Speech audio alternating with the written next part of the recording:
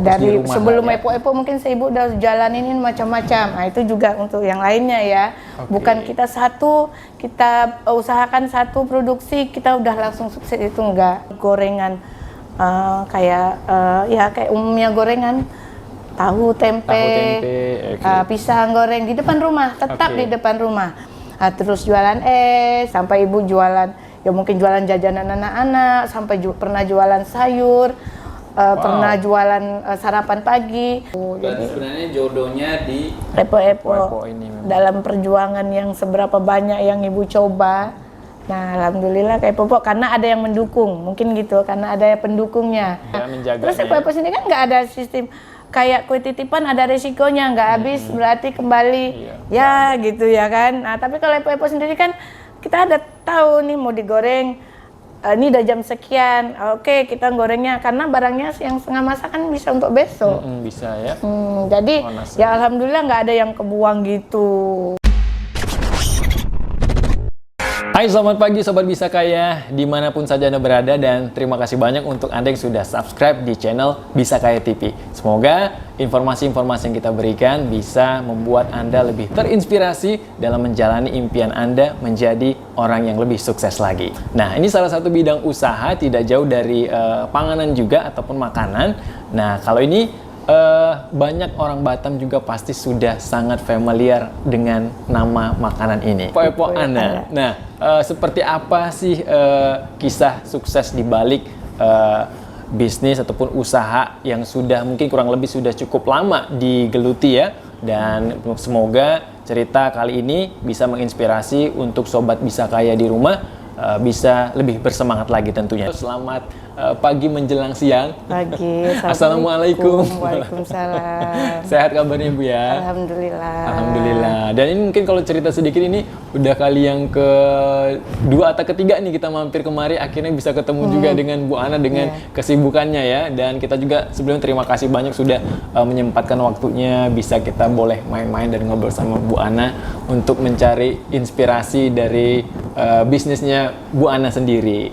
Oke, nah kalau ngomongin masalah Epo-Epo ini kan, kalau saya yang sudah tinggal di Batam ini kurang lebih saya bisa prediksi ini sudah hampir kenal dengan Epo-Epo Ana ya. Amin gitu ya. Nah, jadi banyak juga ini yang pengen diulik nih gimana sih rahasia suksesnya ataupun perjalanan dari bisnis Epo-Epo Ana sendiri gitu. Dan semoga juga harapannya bisa menginspirasi teman-teman yang ada di rumah untuk bisa lebih semangat lagi. Karena kadang-kadang dalam sebuah usaha itu kita sering melihat dari sosok ataupun dari hasil akhirnya saja, tapi proses yang kita jungkir baliknya itu kadang-kadang suka terlewatkan gitu ya. Benar. Nah, kesempatannya juga boleh cerita nggak nih Bu Ana nih kira-kira dari bisnis ini mungkin awalnya ini sudah berapa lama kira-kira menggeluti Epo-Epo ini? 2012 mulai.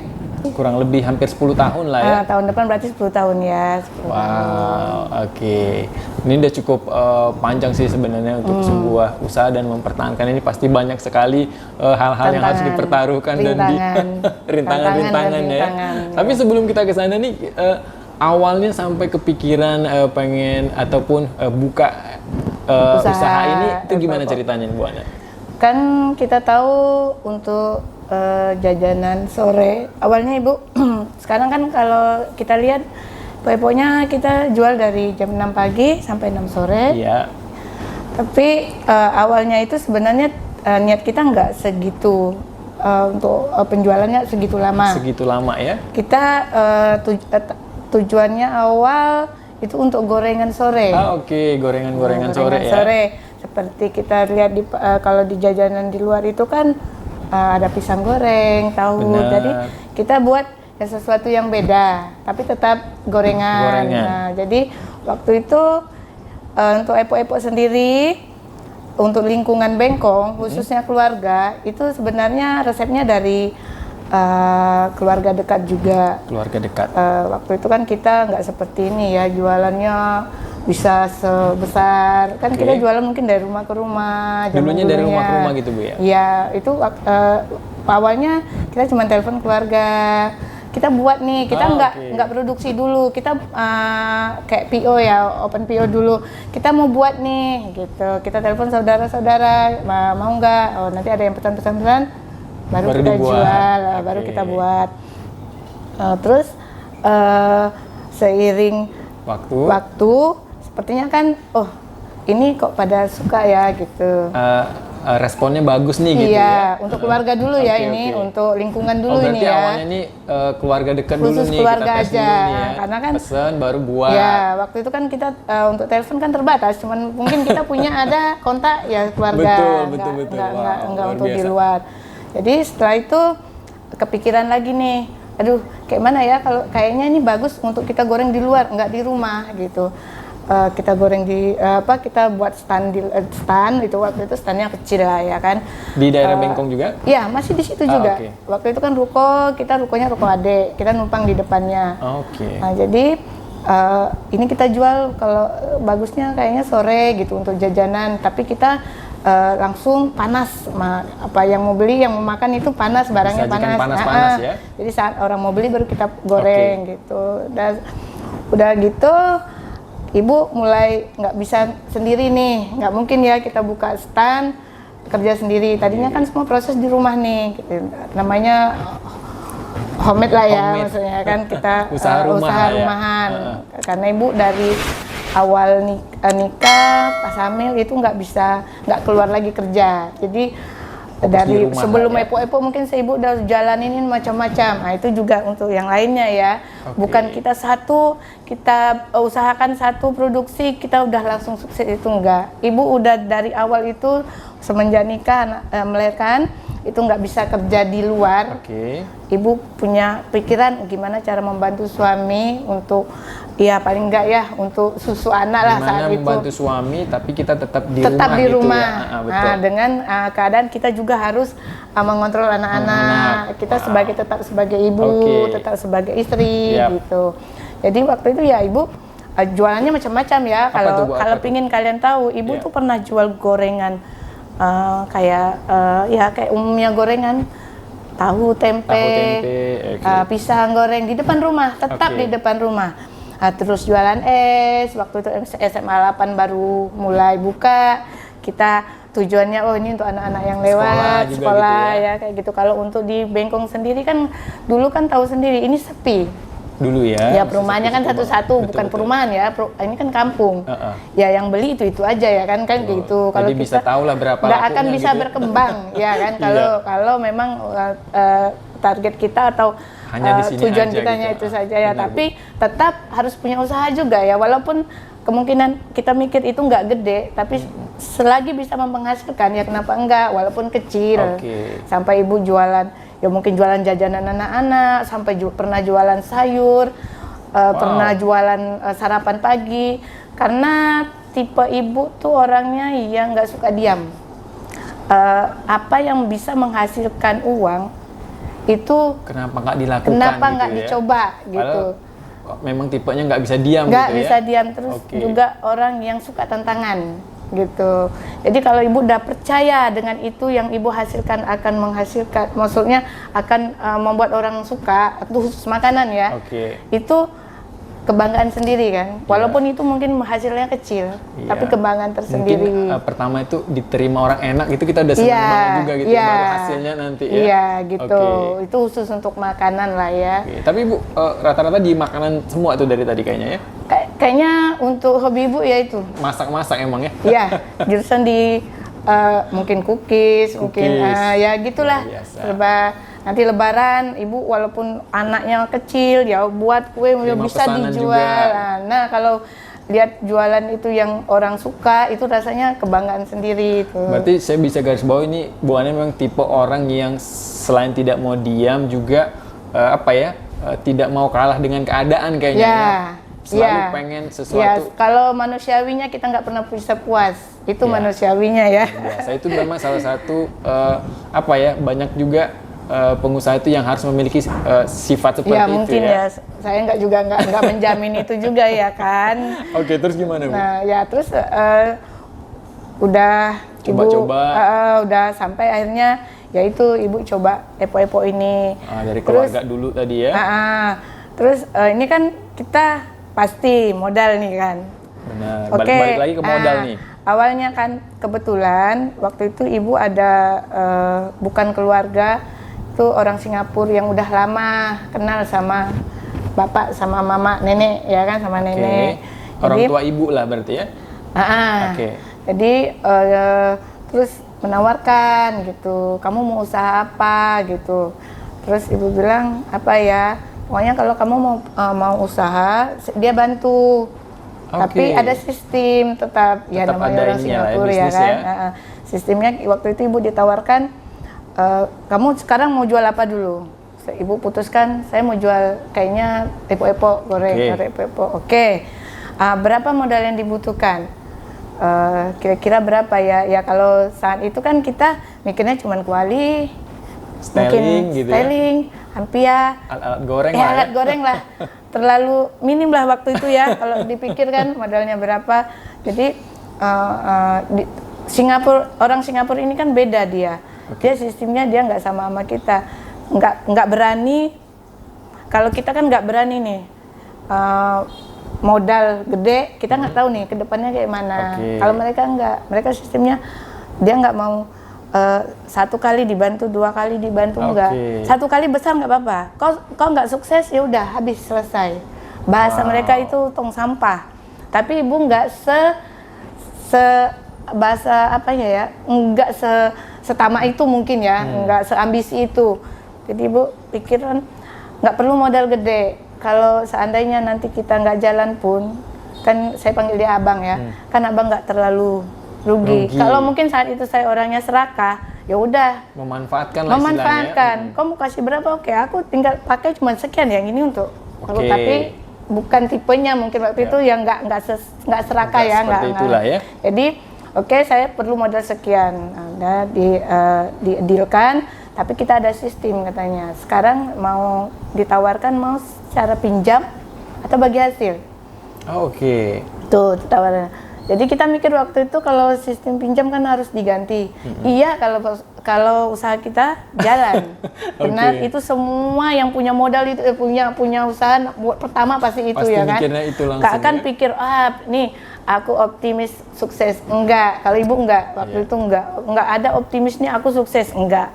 Jadi pilihannya ya udah kita bagi hasil. Bagi hasil waktu itu dia minta 30% dari hasil bersih. Hasil bersih ya. Ya, dengan catatan apapun terjadi kita nggak akan kembalikan uang awal, bagi uang hasil modal, intinya bagi hasil. gitu ya. Jadi bagi hasil. Jadi kalau gagal dia akan kehilangan dan saya yang sebagai itu nggak akan kehilangan.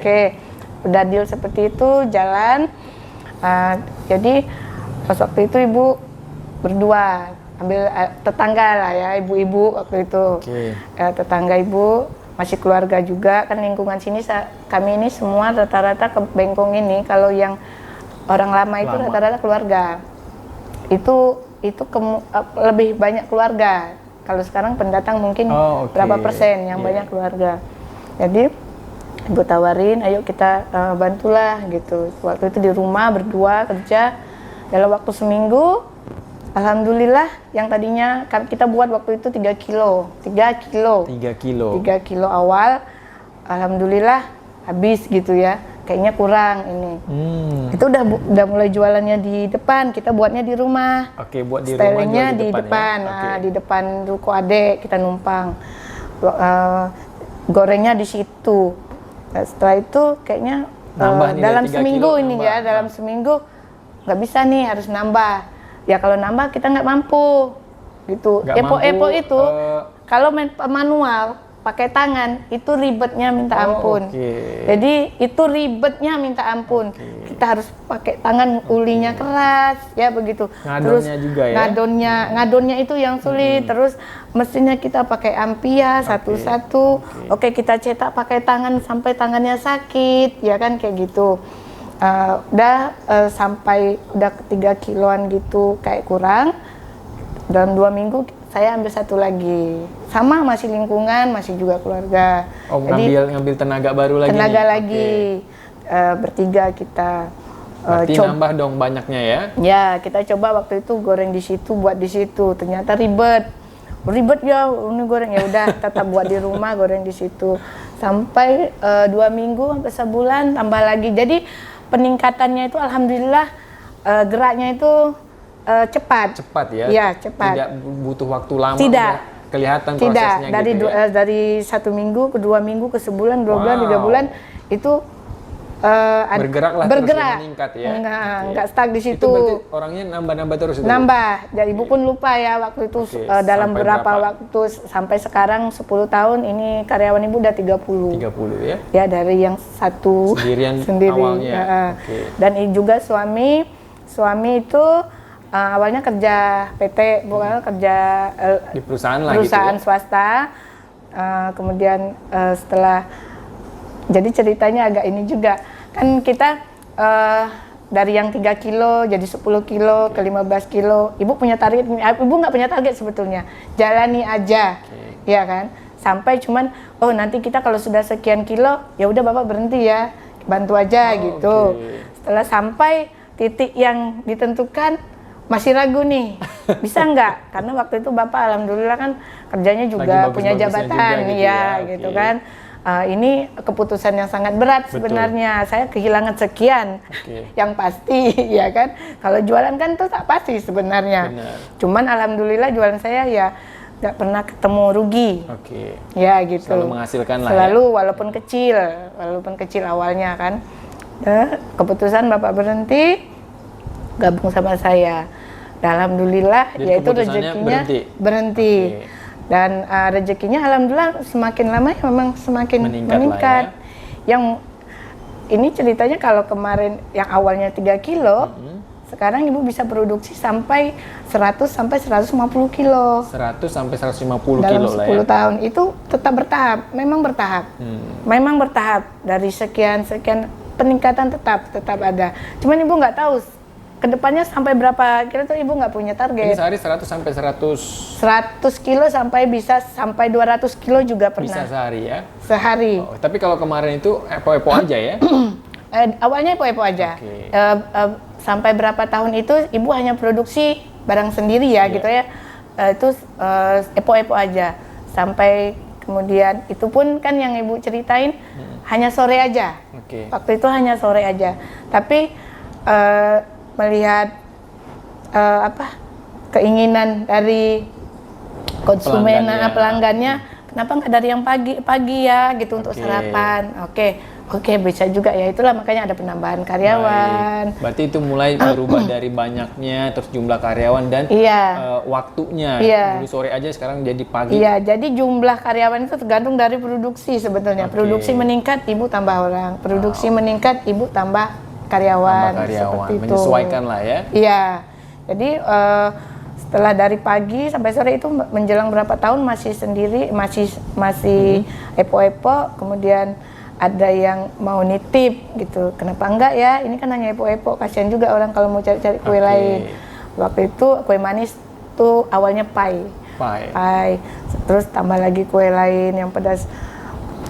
Akhirnya ya kebuka juga. Ya ini ternyata juga menghasilkan peluang juga gitu ya. Nah juga untuk membantu orang-orang juga yang berbisnis, yang sekitar, yang nggak punya produk tapi nggak bisa dijualkan.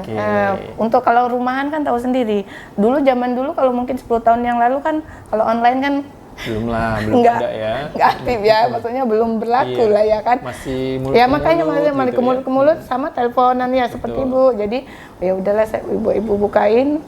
Jadi ini ibu ini kayak wadahnya lah ya, wadah orang ada produk taruh tempat ibu. Nah iya karena di Bengkong Laut ini sebetulnya umumnya itu ibu-ibunya itu pinter buat kue. Kuenya kue Melayu yang memang khas lah ya. Khas, jadinya kan ya udah kita buatlah di sini buat kue Melayu yang bisa epo-epo ada temannya gitu sampai sekarang. Sampai sekitar sekarang yang nitip itu sekitar 20-an personil, tapi dengan satu personil itu bisa ibu agak sedikit diatur, satu orang bisa kuenya 3 macam kue. Oke. Dibatasi. Nggak boleh sama lah ya.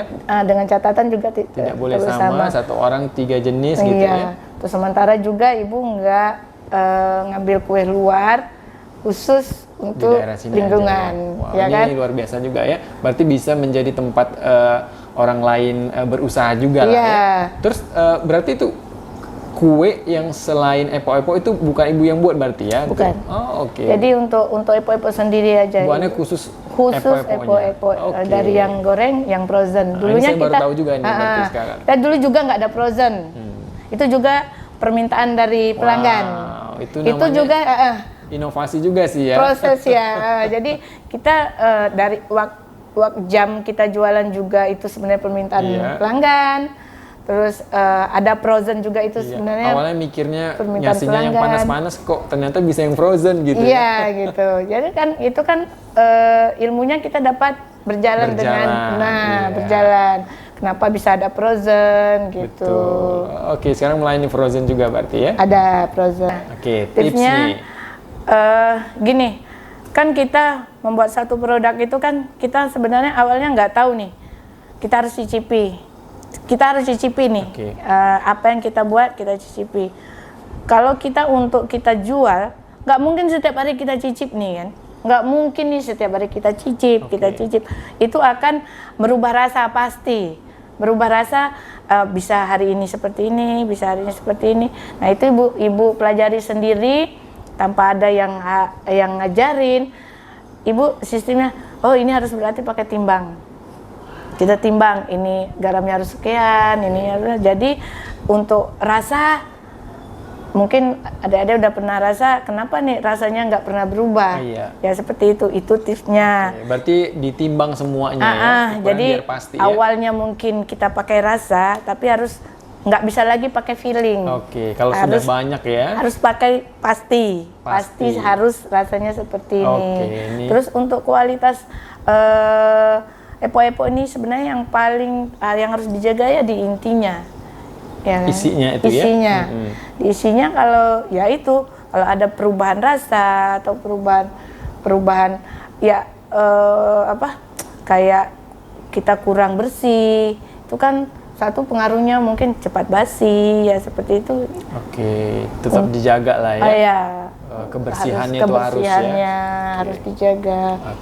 Ngomongin omset kan epok-epok ini satu hari sudah bisa menghabiskan kalau dalam kiloan 100 sampai dengan 200 bisa sampai ya? 200. Sampai dengan 200 gitu. Tapi kalau per biji berapa satunya? 1000 ya? Kalau untuk kentangnya 1000. Kalau untuk telur 1500, sarden 1500. Ada beberapa varian ya? Ada 3. 3 ya? 3 aja. 1000 sampai 1500 Bu ya? Telur, sarden sama yang kentang ya? Kurang ya kalau satu kilonya itu lebih kurang sekitar 80-an. 80 pieces lah ya, 1 kilonya. Berarti satu harinya bisa 800 ya? Dalam 100 kilo bisa jadi 800 biji. 8.000 biji kalau 200 kilo. Tetap menerima pesanan juga Ibu ya? Maksudnya? Di luar jualan ini yang mau pesan-pesan gitu langsung bisa juga kan? Iya, kita tetap ada. Kita di situ udah sediakan untuk online-nya, maksudnya handphonenya kita udah siapin. Kalau untuk pesanan, gitu, acara bisa. Jadi mereka dengan catatan harus sehari sebelum untuk pesanan ya. Jadi nggak ada, Bu saya mau pesan untuk kapan? Nanti sore, nggak bisa. Jadi kita sehari sebelum. Kita lewat telepon juga. Sehari sebelum. Bisa. Tapi pegawai yang sini masih lingkungan sini juga semua? Masih. Kalau yang produksi, ibu pilih masih ibu-ibu. Itu pun kalau ada yang gini, ada yang mereka yang minta, ada yang ibu yang minta. Yang ibu minta itu kadang-kadang tuh yang nggak punya suami ya, maaf suaminya udah meninggal, janda. Ya ibu lihat, oh ini kayaknya ekonominya agak ini, ya ayo.